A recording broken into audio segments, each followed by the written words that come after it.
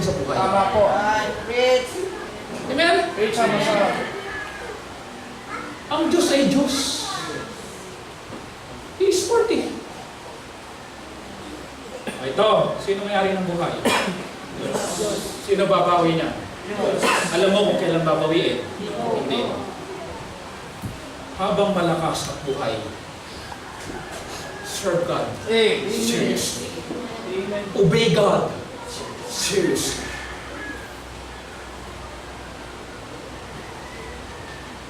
Brother Jaime, ang utos ng Diyos, ano ang dahilan ba't nag-uutos ang Diyos? Di ba? Sinasabi natin kanina, pag sumunod ka na, bibigay ka ng pleasure sa Diyos. Ibig sabihin, may uutos ang Diyos. Mahirap sumunod na walang utos. Mga anak na, sumunod na ba kayo ng walang utos? Kuminsan nga, may utos tayo na sumunod. Mahirap sumunod na walang utos. May utos po ang Diyos. Ang utos ng Diyos, ano utos? Babasahin po natin. At yung requirements ng Diyos, pag nag-uutos siya, dapat ano ang dami natin. Tinabok sa Old Testament tayo, Deuteronomy tayo. 10:12.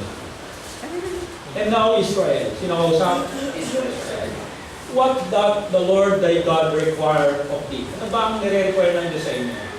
But to fear the Lord thy God. Ano po na? Matakot sa Diyos.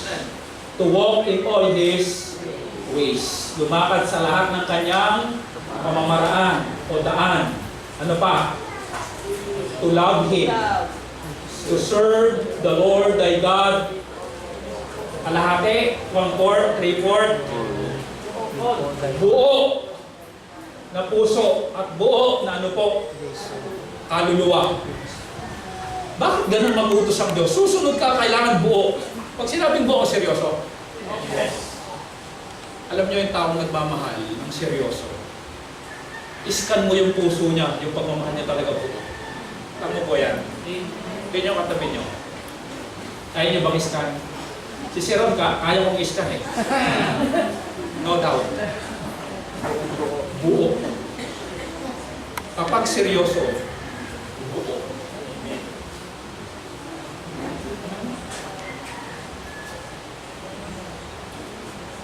Tagyawa. Sa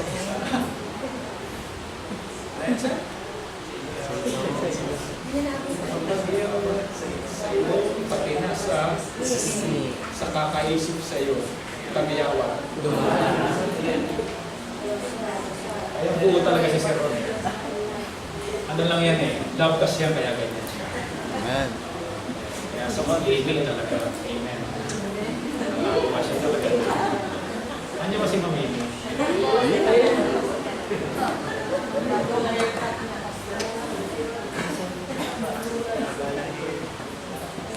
Amen. Sarap makita ng purple na nasa Diyos. Amen. Isang mensaheng napapakinggan, isang prinsipyo ang napapakinggan. Tama po. Yun din ang isa sa buhay nila. Amen. Kapag nagka-problema yan eh, anong preaching yung linggo, magaganyanan na lang yun. Amen. Pero kung nasa labas, isa lang ang nakinig, magaganon nyo ba yan? Baka ganon din kayo. Anong preaching? Anong pastor? Kaya mga yan, gagawin na lang yan. Napahinggan mo yung preaching ng pastor. Ano sinabi kanina? Uhupa na yan.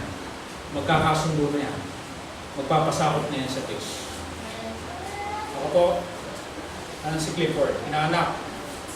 Pagkakaintindihan tayo. Mahal kita.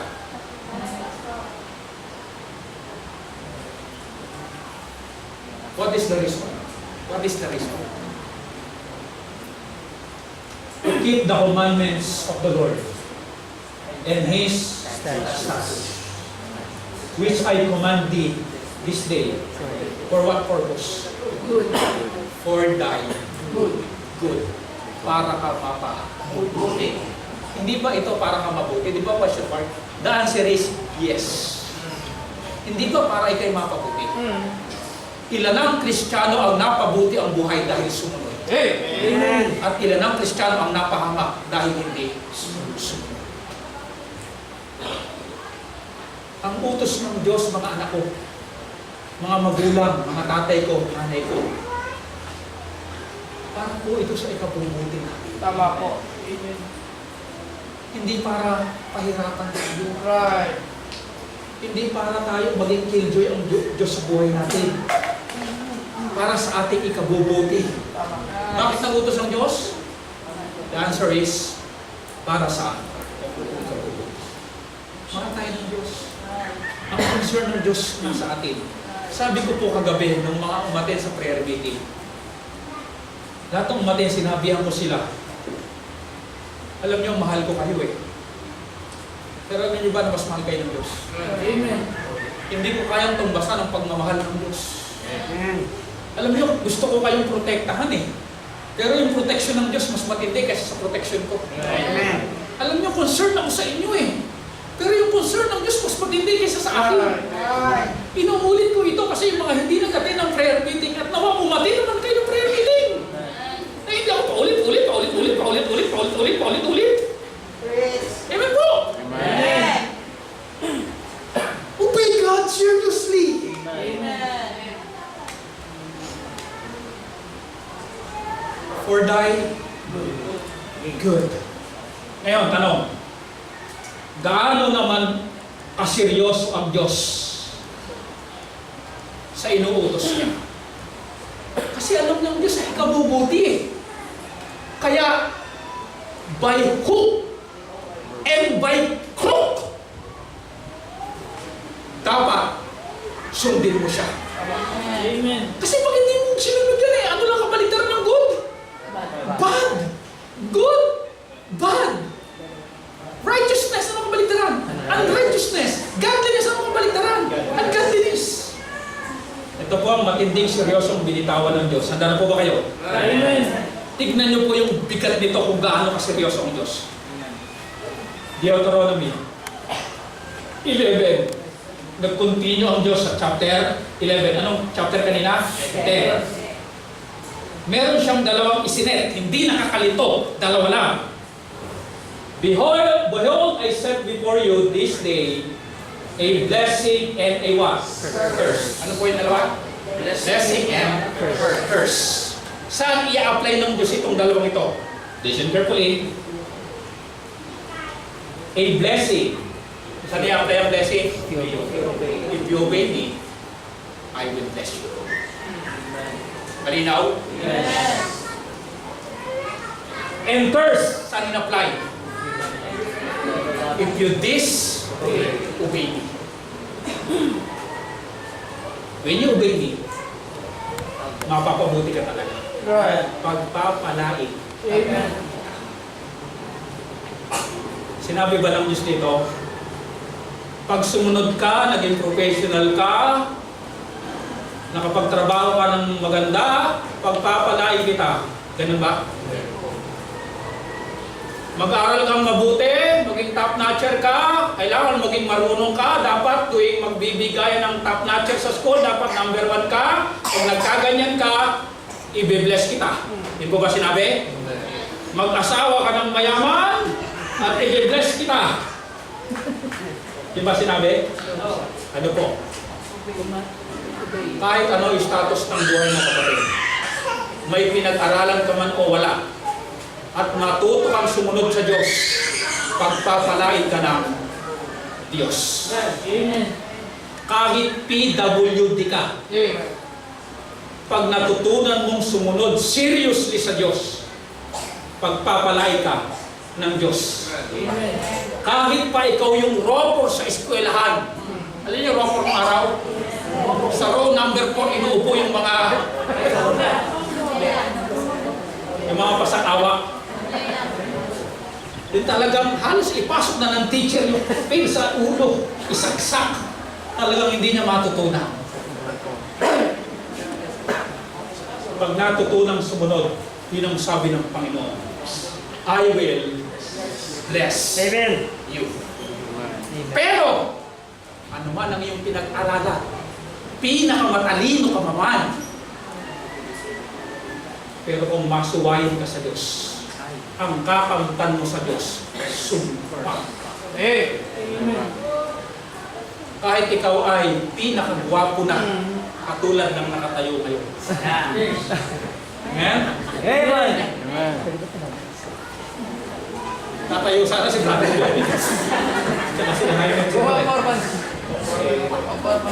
Puporma na eh. If you disobey God, ang aalihin mo. Something worse will happen.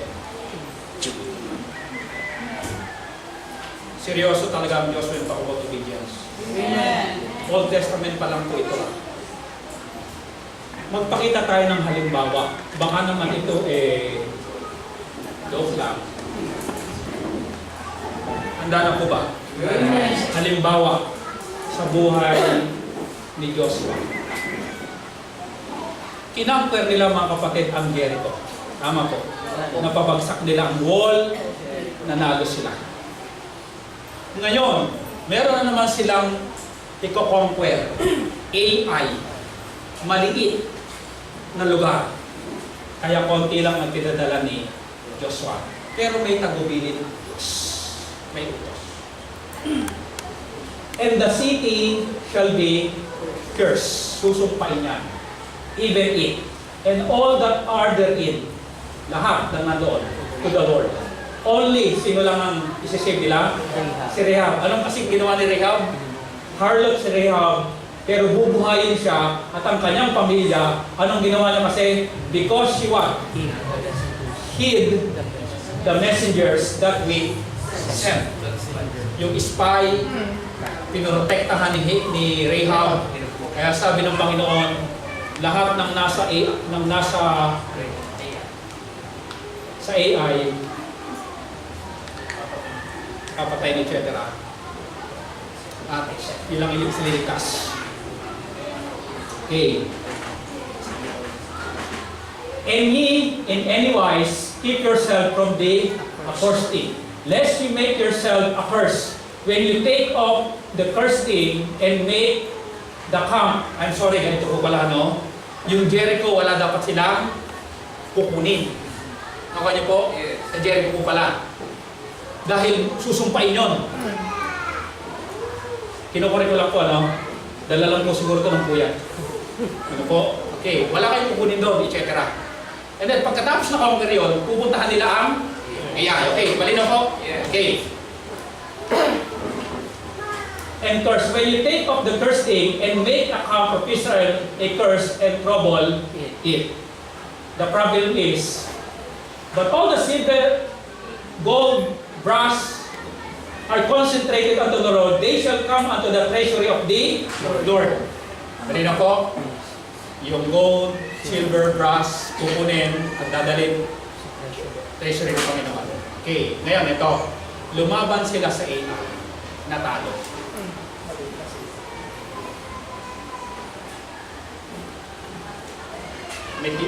Sino gumawa? Si Ekan. Nung lumaban sila sa AI, ilan ang napatay? 30 and 6. Listen carefully. Are you with me? Amen. When you disobey God, hindi lang ikaw ang maapektuhan, pati yung mga kasama mo. Right. Mag-sasuffer. Seryoso ang Diyos. Kaya kung may awa ka sa mga malapit sa iyo, huwag kang susubahin. Madadamay sila. Hindi lang ikaw ang mai-stress, pati sila. Right. Ako kanyo po. How many? 36 men. And Joshua and all Israel with him took Achan. Kasi nag-casting lot eh. Si Achan yung ang napili eh. Son of Sarah, and the silver, and the garment, and the weights of gold, and his sons, and his daughters, his oxen, his asses, his sheep, his tent, and all that he had. And they brought them unto the valley of Achor. Kamag-anak, pamilya, lahat inipon. Anong ginawa po ng Diyos? Pinagbabato silang lahat hanggang mamatay. Seryoso ang Diyos. Ikaw na sumuway, pati pamilya mo, pati mga hayop mo, pinagbabato hanggang mamatay. Ano talaga mga kapatid ang pinapakita ng Diyos dito? God is serious? Yes. Kaya yung pag hindi mo nilubayan talaga yan, yung pangsuway na yan, baka ipatikin sa iyo ng Diyos na seryoso siya. Right. Bakit siya nagsasaway? For your good. For your good.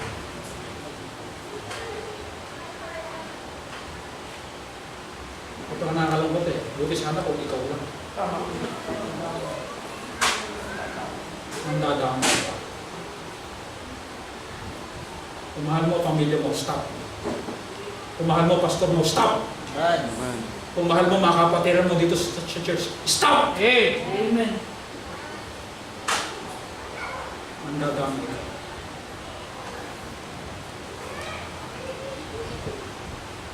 Basta Old Testament to, ganun talaga ang buhay pag Old Testament.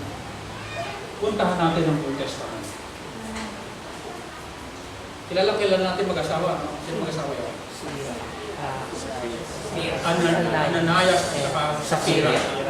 Sapira lang. Pag pera pinag-usapan, magaling. Pero pag paglilingkod sa Diyos, hindi magaling. Sapira at Ananias. Kaya na nag-commitment sila eh. Kaya yung mga nagko-commitment, warning ito. Nag-commitment. Ang Panginoon, ang commitment po namin ganito, ang pinagbentahan ng lupa, bibigay po namin sa gawain ng Panginoon at ng mga benta ng mga kapatid at kung anong ginawa, hindi ibinigay sa lahat sa Diyos. May kinuha. Nagsinungaling. Nag-disobey. Unang dumating si Ananias, leader eh.